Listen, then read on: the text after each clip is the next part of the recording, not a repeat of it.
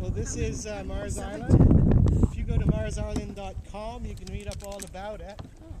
The long and the short of the story is that in 1873, in August, to weather out a storm, a ship owned by White Star Line, while the Titanic was still being constructed,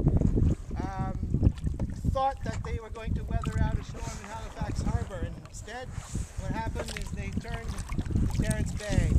They hit that shoal that the waves were breaking over. That guy said, don't go near that. It was the largest loss of life at sea before the Titanic. Obviously at the time it wasn't very highly publicized because it was the last thing in the world White Star Line wanted anybody to hear about. It was before the Titanic. What happened is search and rescue techniques in the 1870s left a lot to be desired. They ran a rope to the stricken ship on the reef, and people tried to swim to the island by the rope. But it was so rough that most of them got disconnected from the rope, and that's how they died. The ship had about 1,000 people on it. Wow. Over 800 died.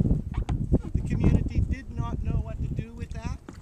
There was a trench dug on this island, and there was a trench dug in Terence Bay. Altogether, they make up the largest mass grave in Canada.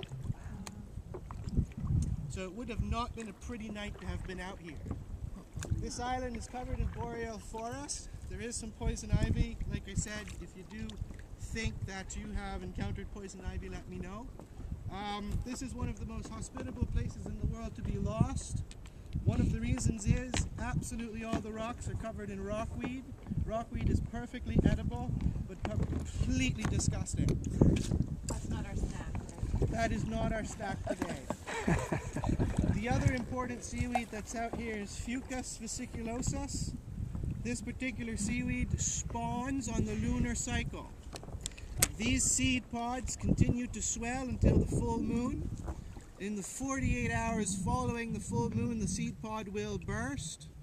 And that is how our ancestors were able to tell what the moon was doing if it was overcast. And more importantly, what cycle the tides were in, because the tidal cycle is also lunar. And it was all because of this miracle little seaweed. On that note, we're going to go to the beach. We're going to have a snack, do some exploration. Hi, Heather. Hi.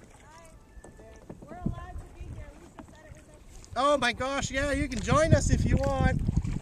We have to be back in an hour. Oh, okay. All right, well, we're going to head off to the beach. Just go straight into the sand.